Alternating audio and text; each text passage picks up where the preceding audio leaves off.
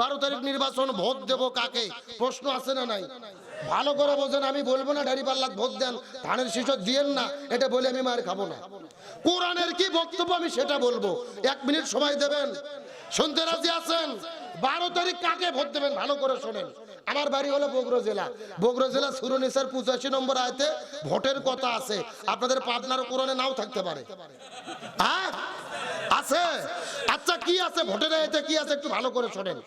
আল্লাহ বলছেন মাইয়াশফা শাফাআতান হাসানাতান ইয়াকুল্লাহু নাসিবুম মিনহা। আপনি যেই লোককে ভোট দেবেন, এই লোক ভোট পেয়ে ক্ষমতায় যাওয়ার পরে যদি রাস্তাঘাট করে, মসজিদ মাদ্রাসা করে, জনগণের কল্যাণে কাজ করে, ওই লোক ভালো কাজ করে যেই সওয়াব পাবে, আপনি ওই লোককে ভোট দেওয়ার কারণে সমপরিমাণ সওয়াব আল্লাহ আপনার আমুল নামার ভেতরে লিপিবদ্ধ করে দেবে। একটু সুবহানাল্লাহ বলেন। তার মানে বোঝা গেল যাকে ভোট দেবেন ও যদি ভালো কাজ করে সেও সওয়াব পাবে, আপনিও সওয়াবের একটা অংশ পাবেন।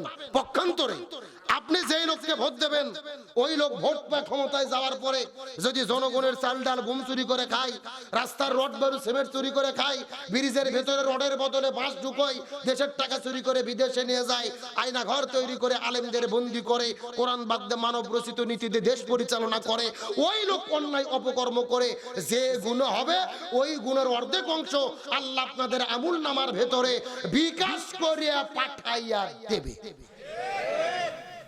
কথা কি বোঝা যায়? বোঝা যায়? তার মানে বোঝা গেল যাকে ভোট দেবেন ও যদি অন্যায় করার একা গুনাহ হবে না, ওই গুণের ভাগ আপনাদের কেউ নিতে। কিন্তু আমাদের দেশে একটা কথা আছে, ভাই আমার ভোট আমি দেবো যাকে খুশি। এটা সম্পূর্ণ কোরআন বিরোধী বক্তব্য। আমার ভোট আমি দেবো যাকে খুশি তাকে দেব না। আমার ভোট আমি দেব দেখে শুনে সৎ যোগ্য ন্যায় ইনসাফপূর্ণ এমন ব্যক্তিকে ভোট দেব, যাকে ভোট দিলে সমাজের কল্যাণ হবে, দেশের কল্যাণ হবে, যাকে ভোট দিলে কোরআন দিয়ে সমাজ পরিচালিত হবে। কথা ক্লিয়ার না ভেজাল আছে? অর্ধেক বললে বুদ্ধিমান বোঝে, পুরো বললে গাধাও বোঝে না। আমি মনে করি এখানে কোনো গাধা নাই, বুদ্ধিমানরা বসে আছে, আর বুদ্ধিমানদের জন্য ইশারাই যথেষ্ট।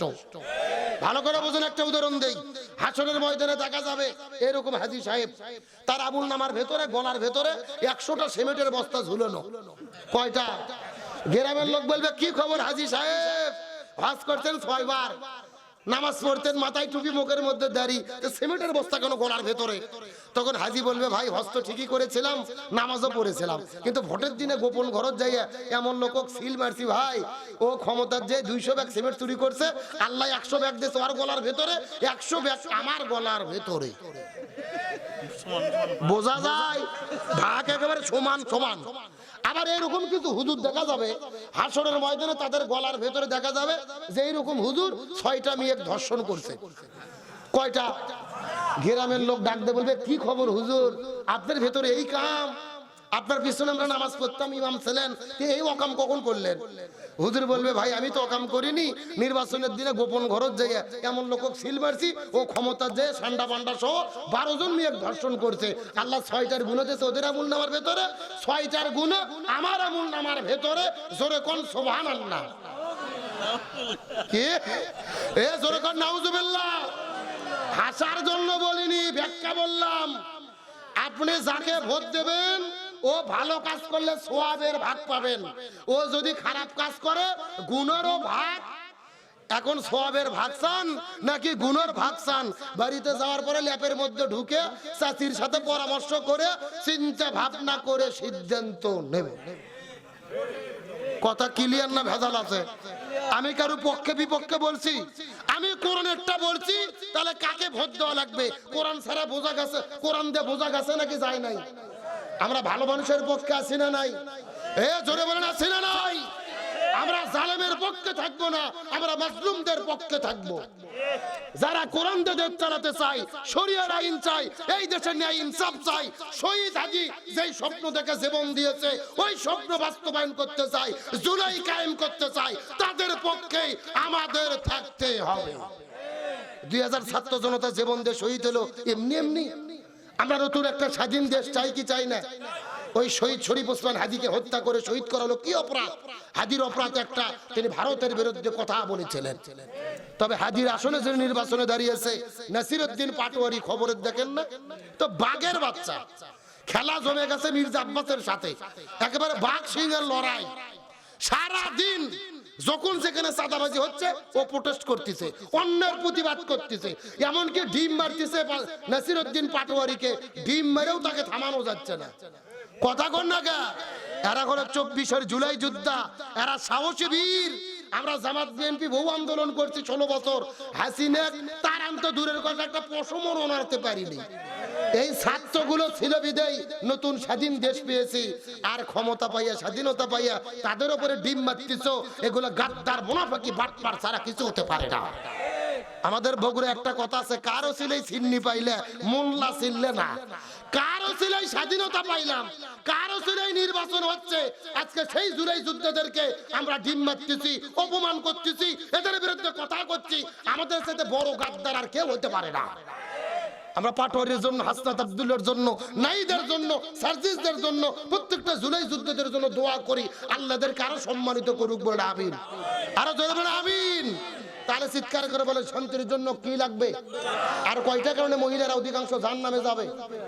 দুইটা আলোচনা কার মিনিট 5 চলবে। কথা বলেন চলবে? কারা কারা চলবে না হাত তোলেন। এইবার বোঝা গেল সত্যিকারের শ্রোতা কারা কারা। আচ্ছা সত্য সত্য কারা কারা চলবে একটু হাত তোলেন তো দেখি। লিল্লাহ তাকবীর।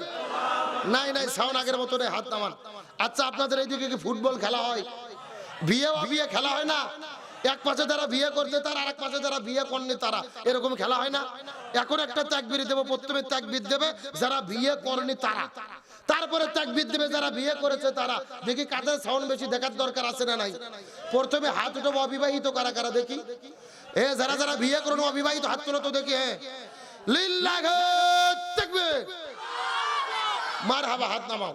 এখন যারা যারা বিয়ে করেছেন বাবাজিরা, মুরব্বীরা একটু হাত তোলেন তো, যারা যারা বিয়ে করেছেন। লিল্লাহ তাকবীর, মারহাবা। বাজান সাউন্ড কোনটা বেশি? আপনারা বিয়ে করছেন এই জন্য বলতেছেন নাকি? আসলে বিয়েলাদের সাউন্ড বেশির কারণ হলো বিয়েলাদের সংখ্যা বেশি। এখন বিয়ে অবিয়ে সবাই মিলে সাথে যদি একটা তাকবীর দেই, সাউন্ড কম হবে না বেশি হবে? সবাই মিলে এমন একটা তাকবীর দেব, আশেপাশে কোনো সার পোকা, তেলা পোকা, উই পোকা, ইসলাম বিদ্বেষী শক্তি যদি থাকে ওদের অন্তরে যেন কাঁপুনি সৃষ্টি হয়। রাজি আছেন? সবাই একটু টান টান করে হাত তোলেন তো দেখি। হাতগুলো একটু নাড়াচাড়া করেন তো, ঘুম ছাড়ুক। আলহামদুলিল্লাহ, হাতগুলো মুষ্টি করেন, মুষ্টি। লিল্লাহে তাকবীর। আল কোরআনের আলো, আল হাদিসের আলো, দুনিয়ার মুসলিম, ইসলামের শত্রুরা, কোরআন আছে যেখানে, হাদিস আছে যেখানে। লিল্লাহে তাকবীর। আলহামদুলিল্লাহ ভাই, আমার কলিজা ঠান্ডা হয়ে গেছে। রাত বাজতেছে 1:07, আর আপনাদের চোখের দিকে চেয়ে মনে হচ্ছে সন্ধ্যা 7টা বাজে। মানে রাত 1টা কখন পার হয়েছে আমরা বুঝতেই পারিনি। আমার মন বলতেছে আজকের মাহফিল আল্লাহর দরবারে কবুল হয়ে গেছে, আমিন বলেন। আর মিনিট 5 সময় কি দেবেন? আমার কোনো দোষ নাই ভাই রে।